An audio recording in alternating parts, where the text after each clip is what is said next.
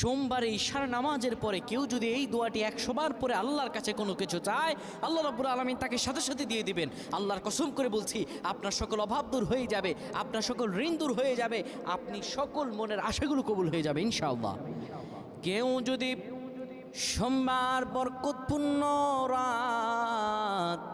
এই সোমবারে আমার রাসূলুল্লাহ দুনিয়াতে এসেছিলেন, সপ্তাহে রোজা রাখারও সওয়াব আছে এই দিনে। কোনো ব্যক্তি যদি সোমবারে ঈশার নামাজ পড়ে সুন্দরভাবে ওযু করে কিবলামুখী হয়ে বসে ইয়া যাল জালালি ওয়াল ইকরাম 100 বার পড়ে, 30 বার দুরূদ শরীফ পড়ে,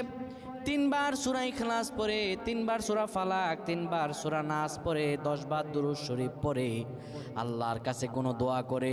আমার রব্বুল আলামিনের কাছে দোয়া করতে দেরি হবে, কিন্তু আমার রব আল্লাহ রব্বুল আলামিন দোয়া কবুল করতে দেরি করবেন।